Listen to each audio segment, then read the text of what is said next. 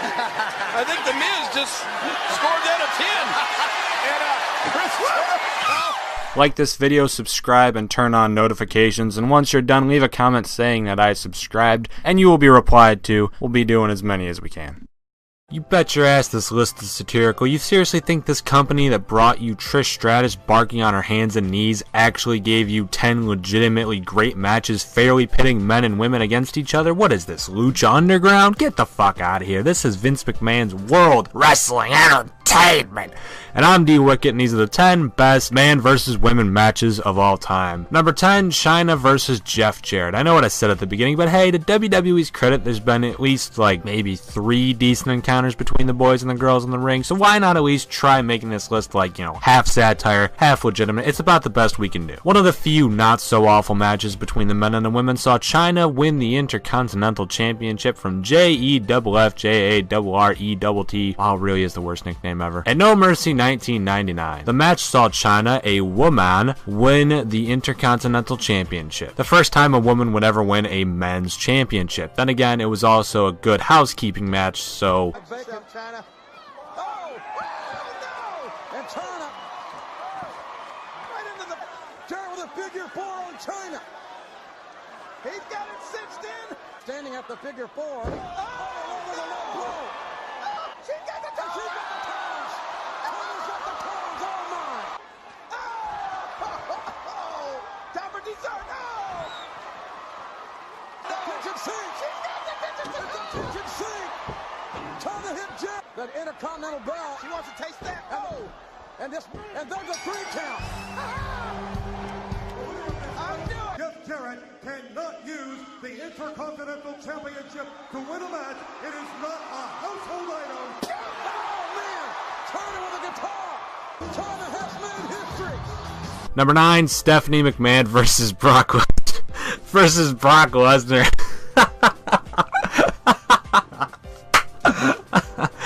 Good fucking luck. I mean, this was barely a match. Brock got literally one move off on Steph, and it was more an angle than a match just to further the feud between Steph and Vince, but still.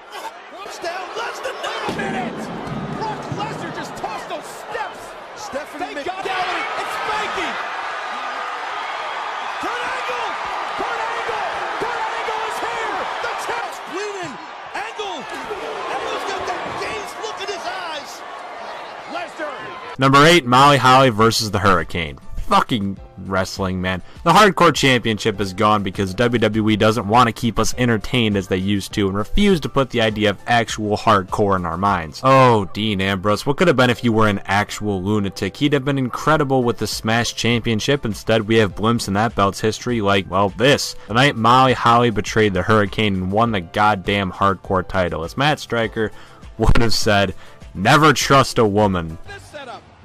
Setup. A frying pan to the head of her mentor. Almighty Molly doing what any competitor would do, taking a Kato fighting a Green Hornet. Kato. Or Wonder Woman and Aquaman. Oh, they weren't. Were they partners? Wait a minute. What's he doing? Hurricane doesn't want any part of Molly. Turning his back on her and Molly from behind. And Hurricane was just trying to get a nice Supergirl right now. Molly tossed over the top rope spike. Can't do it. Wait a minute. There's that monster, that animal again. Brock Lesnar King. What is he doing out here? We saw him on Raw. Look at the awesome power. Now look who's out here with Brock Lesnar. Look at that. Look at that sick, perverted, evil fool. Number 7, Umaga versus Maria. Fun fact, at about... hold on. About this point in the segment, we've already talked longer than Maria went without being completely laid out by the Samoan Bulldozer. Maria got fucked up. I'll admit, I have no clue what the storyline was about. I bet it was stupid and involved Jonathan Coachman forcing Maria against her will to fight a fat man with anger problems. That's not good. No, sir. that shit will kill you. About 40 seconds into the Samoan beatdown, John Cena, big Boy Scout superhero, came out to stop Umaga, which means this was in the lead up to the end of Umaga's Monster Push, which means this was in preparation for John Cena, meaning Umaga's skills for the testing for John Cena to see if he was good enough to beat John Cena. He was put against Maria. I hate you, WWE. And look at this, King. Oh, the suck-up coach. Down to the coachman. Look at poor Maria's eyes in her face. That's undefeated Samoan. Oh, look at Coachman. Can you believe Coachman has shoved that young woman into this? No! Oh, my God! Jesus! Oh, good God Almighty! Ramona, please! Oh, my God! Oh, Jesus Christ! It's John Cena! John Cena, Cena now! Oh, Cena! Number 6, Heath Slater versus Lita. Hey, remember Heath Slater? Big fan by any chance? If you answered with 2 yeses, dear God, am I sorry for you. Heath was so awfully used, so fucking much. Let's look back at the blimps on his career. Aside from the 2 good things coming in the form of being a Nexus member and teaming with Rhino, everything Heathy Baby did was dog shit. 1-man band, 3-man band, Slater Gator, going the entirety of 2015 with only 2 wins, but perhaps the worst for him, his legend losing streak leading up to Raw 1000, week after week, legend after legend, lining up to beat down Heath Slater, DDP, Vader, Doink the Clown, Sid Vicious, all kinds of everyone, including the former Team Extreme member Lita. She, like all the other veterans except for the Clown, I think, killed him. She killed him. He was bad. He was bad. It was awful. You really think you can beat me? All the legends that have faced Heath Slater in recent weeks. It's Vader. So Lita. Get a twist of fate from Lita. Lita's done yet. Oh, look at this. Moonsault from Lita. Cover. Can I say it? Number 5, Beth Phoenix versus Santino Marella. I swear there's at least like one more actually good match somewhere on this list. I promise, don't hate me. This is the shit we're being given, folks. This is out of my hands. My hands are tied behind my back. I can't do anything. But in all fairness, this match isn't absolutely awful. I know it sounds puking into a bucket and then eating it. Just wait, alright? It's a short little nothing match. It'd be like a match between Rey Mysterio and some giant where Rey gets the shocking surprise win within a minute of hitting a 619 surprise on Great Khali, and then he wins and everyone's like, oh look, the little man won, what a shocking upset surprise victory, but replace the underdog Rey Mysterio with a woman. Yeah, that's not great. And how appropriate is this, King? On Santina's Casa this week at WWE.com, Santino. It's a good thing Santino was able to get out of harm's reach for a moment.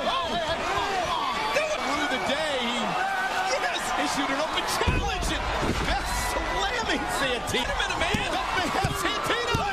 Number 4, Stephanie McMahon versus Chris Jericho versus Triple H. Hey, this match wasn't too bad. At least I assume it wasn't. Hey, fun fact, I haven't actually seen this match. But if the match between Jericho and Trips at WrestleMania 18 is anything to go off of, this probably sent everyone home happy. Ha ha ha.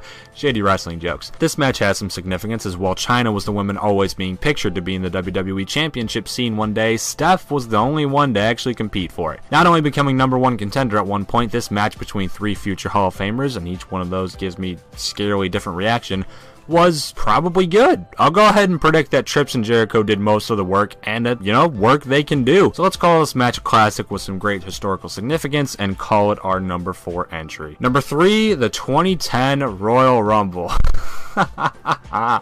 Man, I'm an asshole. We'll go ahead and call this match like a 1/30th intergender. How about that? Is that fair? Well, let's be fair to a few things. First off, this moment was actually fucking awesome. Beth Phoenix was a woman deserving of something like this, and she was great. Secondly, respect given to Chyna and Karma, the other women who have competed in a Royal Rumble, as they also did great things. But why did I specifically pick Beth Phoenix's entry in the 2010 Royal Rumble? Because, well, Beth Phoenix eliminated the Great Khali by kissing him, then took a knee to the face by my boy Punk. What a hero. Number 2, Vince McMahon versus Stephanie McMahon. Come on, WWE.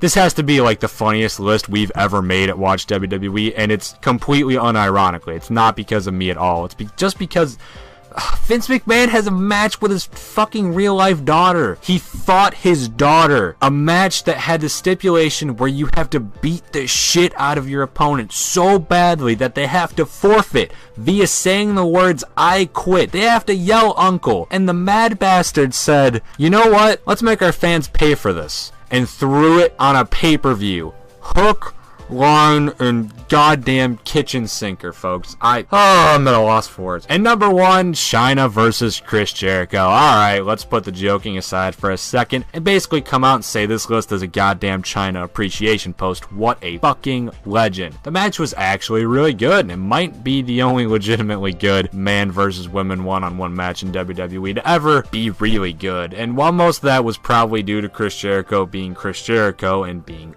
awesome, Chyna definitely deserves the props of keeping up and definitely putting in her own work. God bless women's wrestling. Now please stop booking Bayley so badly. Please, WWE, please. And that was our list. What do you think? Click all those buttons down below. Subscribe to D-Wicket. And if you think you somehow could make this list non-satirically, I fucking challenge you to make this list legitimate.